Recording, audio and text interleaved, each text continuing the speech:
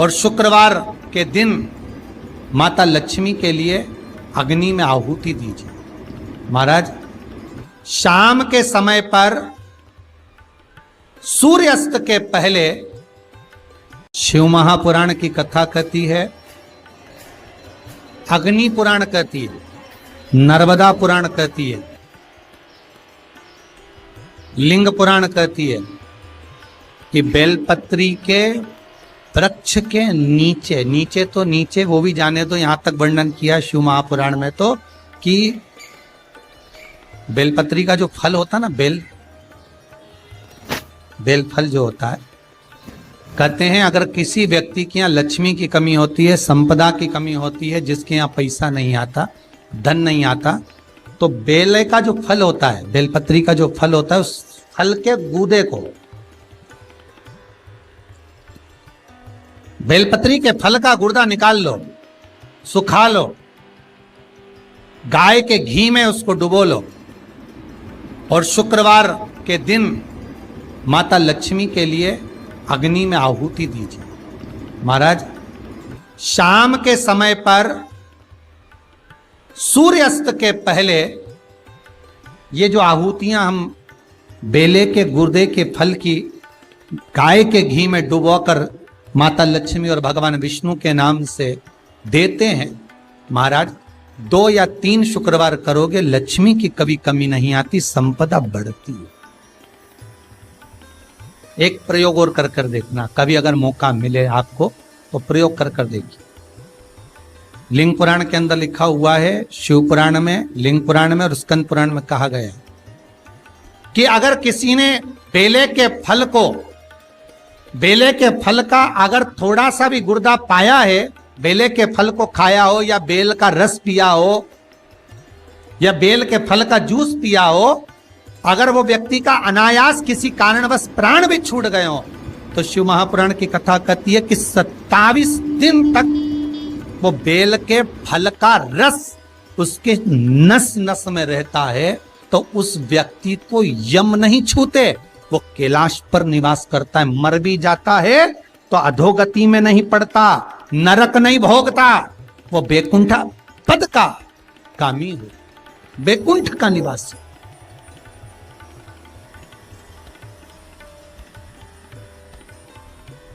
बैकुंठ का निवासी।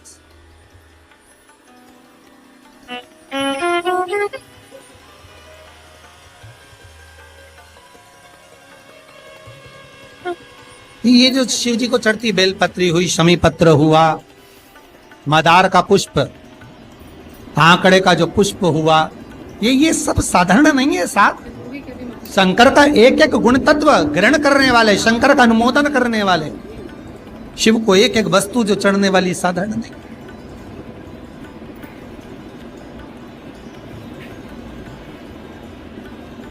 महाराज, हम तो आपसे निवेदन पहले भी करे, आज फिर करते। मान लो आपको ऐसा लगता है कि घर में बीमारियां ज्यादा घेर रही है, तो एक बेल का टुकड़ा, बेले का फल का एक टुकड़ा अपने ही घर में कहीं पर भी कटोरी में रख दीजिए, शिव का स्मरण, सुख प्रदान करेगा। अगर थोड़ा बहुत रोग आ भी गया निकल जाएगा, पर बड़ी बीमारी में कोई फंस नहीं पाएगा, ज्यादा जनहानि नहीं होगी, तकलीफ नहीं भोग पाए। शिव को प्रिय। फिर वही स्कंद पुराण का संवाद आ गया। बेलपत्री के वृक्ष की जो जड़ होती है, उस जड़ के अंदर 33 कोटि देवताओं का निवास होता है। 68 करोड़ तीर्थ बेलपत्री के पेड़ के नीचे रहते हैं। 68 करोड़ तीर्थ मात्र बेलपत्री की छांव में, बेलपत्री के नीचे विराजमान होते हैं।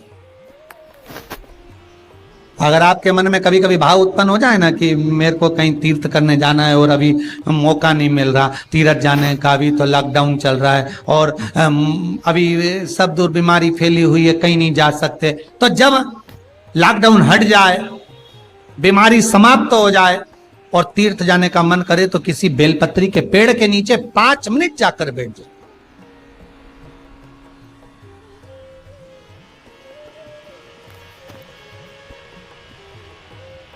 और जप लो, श्री शिवाय नमस्तुभ्यम।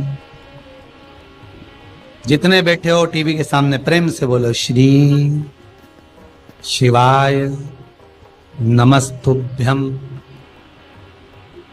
जितने टीवी के सामने बैठे, एक बार फिर से बोलो, श्री, साथ में बोलो, आगे आगे नहीं, श्री शिवाय नमस्तुभ्यम।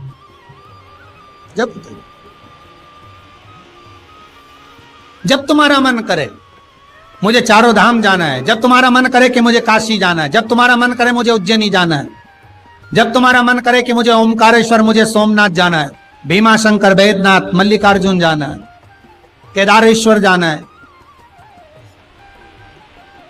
बस नागेश्वर जाना है, थोड़ी देर के लिए बेलपत्री के पेड़ के नीचे जाकर बैठो।